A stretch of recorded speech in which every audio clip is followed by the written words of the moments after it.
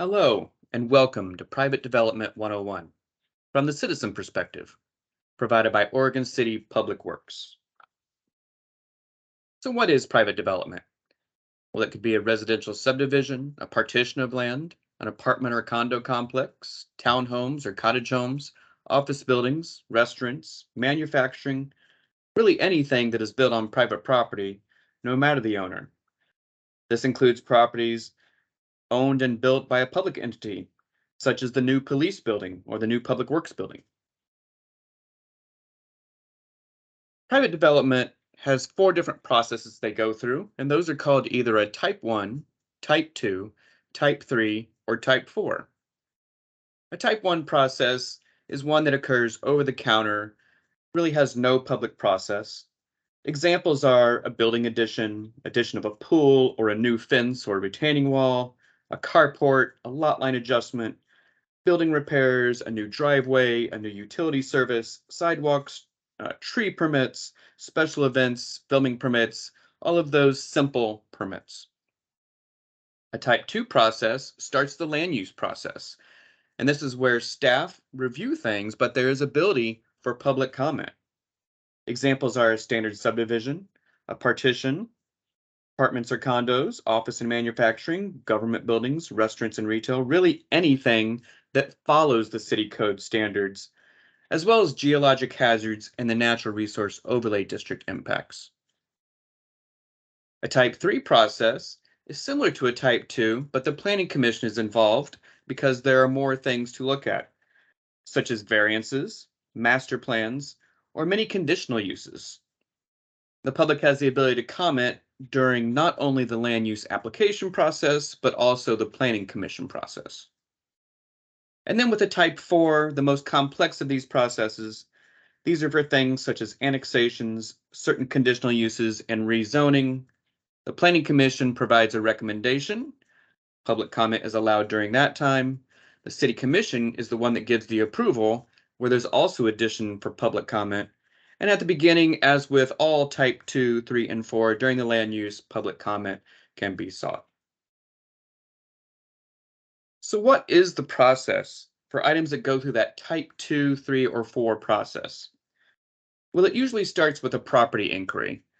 Quite often, people come to our counters, either at planning or engineering, and just ask questions about a piece of property that they're a prospective buyer of. They'll ask questions about what the zoning allows, or if utilities exist, or if a geologic hazard is going to impact their property. People come to our counters over on First Street for Public Works, and they go to planning, which is over at Lynn and Warner Parrott Road. After a property inquiry, quite often people will decide to go forward, and if so, they have to do a pre-application conference. Those pre-application conferences, once they are paid for and the application is made, they're scheduled approximately 3 weeks later. And at that conference, staff provides as much information as possible to tell someone about the property that they're looking for. After a pre-application conference, the next step is a land use application. That application is made, which starts the public comment period. And during that period, staff is making a report that ultimately ends in a land use decision. Once a land use decision is made, then a permit submittal can be made. And then there's a process of review and revision that ends with the permit approvals.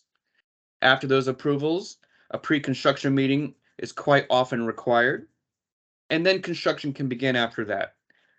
Once construction is complete, there's a project closeout and a 2-year maintenance period where various forms and bonds and other final documents are taken care of. So what does the timeline look like? Well, it can be quite lengthy sometimes, but it is very regimented and scheduled. As I said, a property inquiry occurs quite often at either of our offices. A pre-application conference, again, is scheduled 3 weeks after that application is made. And then that land use application can be made any time after that, up to 6 months from the date of that pre-application conference. However, if you need more time, you can ask for more time, up to 12 months, but you do need to make that request before the 6 months is up. Once your land use application has been made, then the city has 120 days to determine a decision about the land use application. And that is a mandated from the Department of Land and Conservation Development, a statewide agency. After that, a permit submittal is made, and that can be made anytime within 3 years of that land use decision. Once a submittal is made, most permit approvals take anywhere from 3 to 6 months for review and revision. Once the permit approval, a pre-construction meeting is scheduled, and that is scheduled approximately 1 to 2 weeks after the permits are approved. After the pre-construction meeting, construction occurs, and that time span can vary anywhere from 3 weeks to 3 years. It varies on the size of the project. And then project closeout typically occurs about 4 weeks before the project wants occupancy or platting, and it takes about 4 weeks to finalize those documents. And then the 2-year maintenance period is required for public improvements only, for those new roads, those new sewers, or the stormwater management.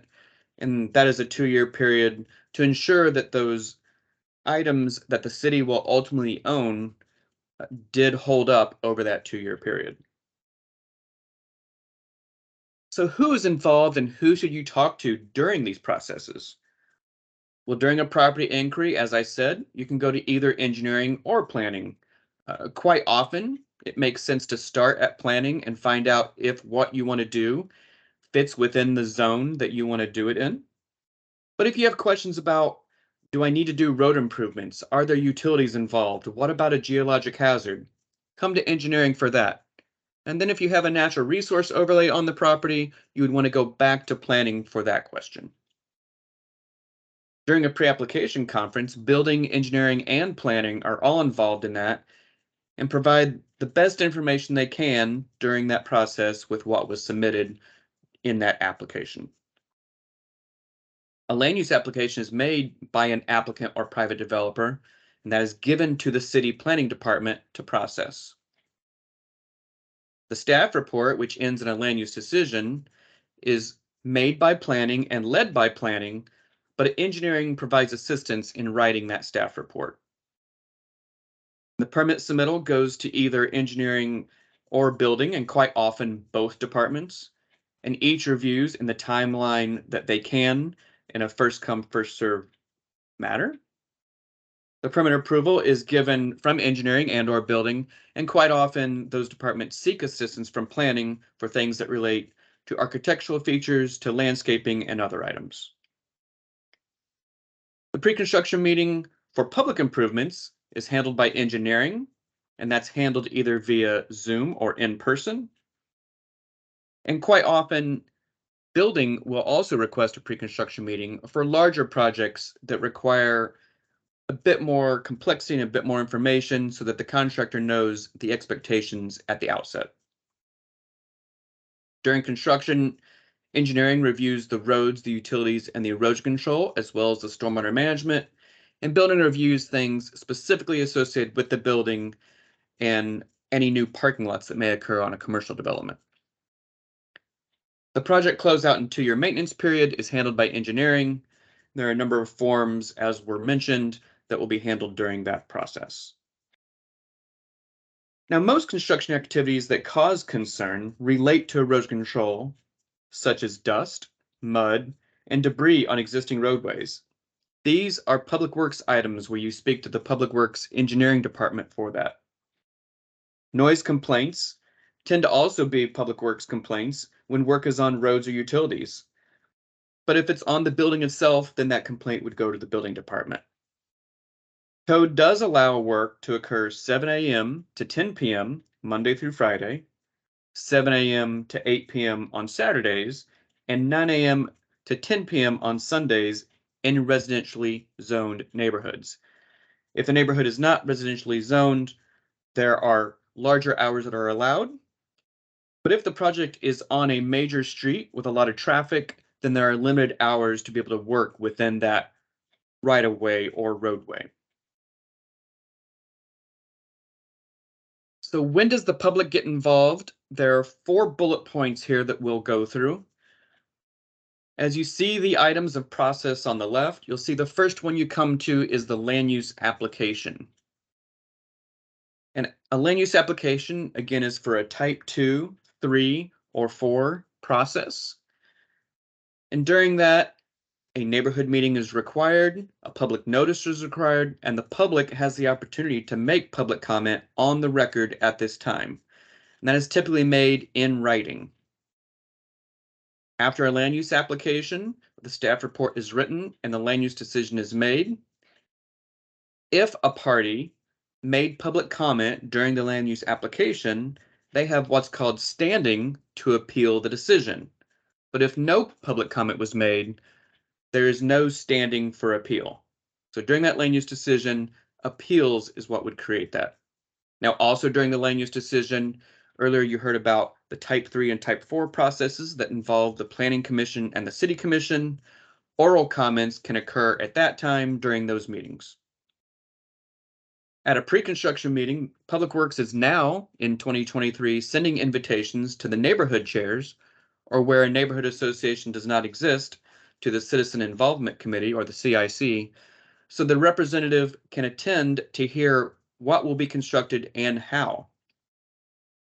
And then during construction, the public is always able to contact Public Works anytime during construction to make comments and ask questions.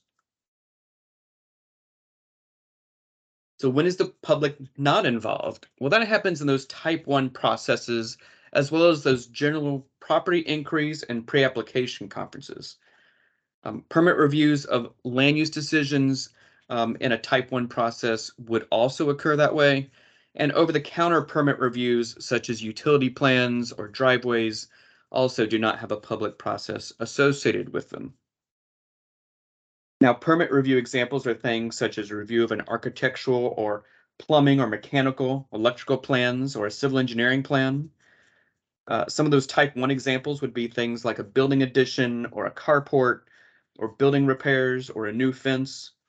Those over-the-counter examples, again, might be a driveway or utility service, but also could be a sidewalk or a tree removal, including filming permits and special event permits as well. So how can the public get involved?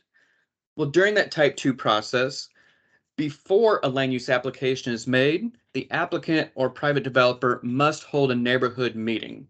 And again, if there is no neighborhood association that is active, then they need to go before the CIC.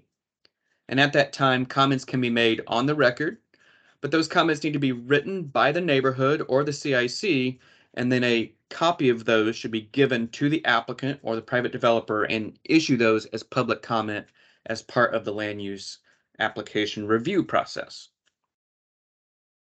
After that neighborhood meeting, the land use application can be made, and then staff create a staff report, and which ultimately ends up in a land use decision. And during that staff report phase, there's a public comment advertisement period, and that is where the public can comment on the record in writing of any concerns they have. And those concerns should relate to the city code and how the project does not follow the city code. Again, if you commented during that written public comment period, then there's standing for appeal. And so if there's a land use decision that you disagree with, that you feel does not meet code, and you made public comment, then you have the ability to appeal, and that is in writing. And then there's a process to the city commission where it can also be verbally made. Now, if you're in a type 3 or a type 4 process, the planning commission and city commission are involved.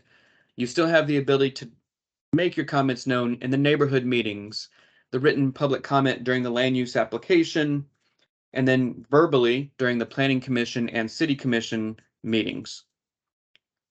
And then lastly, the pre-construction meeting attendance, you can make that comment known verbally in that meeting. But again, those comments are going to be about how construction is done and how things like erosion control will be handled. They will not rediscuss the land use decision because that was already addressed and taken care of earlier in the entire process. And then at any time, to any department, you can, by phone, by email, or in person, make any comments you have about construction or any other general comments to find out how to get the answers you're looking for.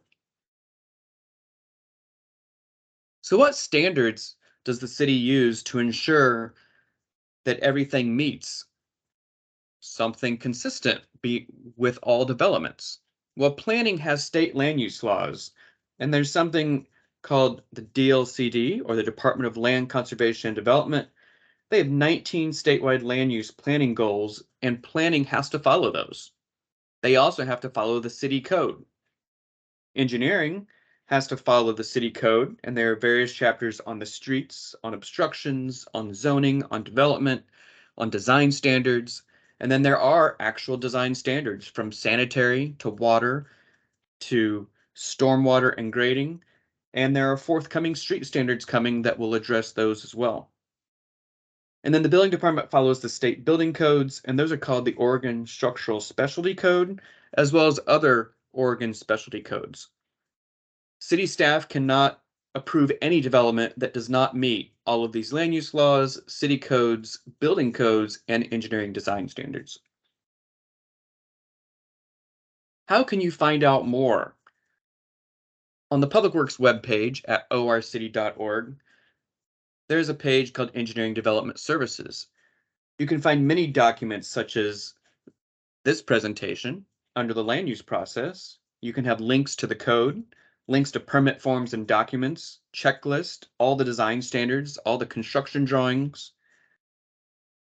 And you can also go to orcity.org and find planning pages and building pages that will give you fee schedules and processes and other applications that are needed in various parts of the process. For Public Works, you can go to OC Public Works at orcity.org and email us any question you have at any time, and we will forward that to the right person or address it if we can. And you can call in at 971-204-4601 to learn more and answer any questions that you have. Lastly, similar to this presentation, previously Public Works has provided a geologic hazards presentation and a traffic engineering presentation, and those are available for view on the Development Services website. Again, additional information can also be found at these links. The first link is the construction projects map at the link that you see there. You will be able to see things like road and utility projects that we often call capital improvements, but you'll also be able to see various private development which is under construction. If you go to the project websites page, that includes those capital improvement projects or CIP projects, but also includes all the land use projects.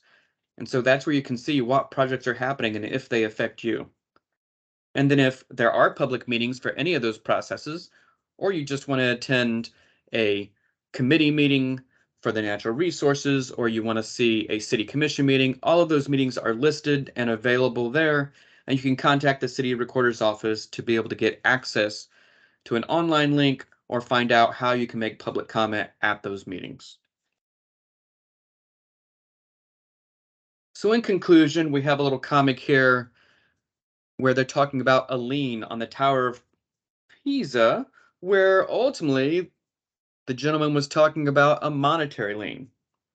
You know, so often we speak in different languages, and our hope is that this presentation will help us to speak the same language and assist with how we can work together. City staff cannot complete the work contrary to codes and standards, but sometimes interpretations are needed. Just like in this comic strip right here. We encourage your questions throughout the development process.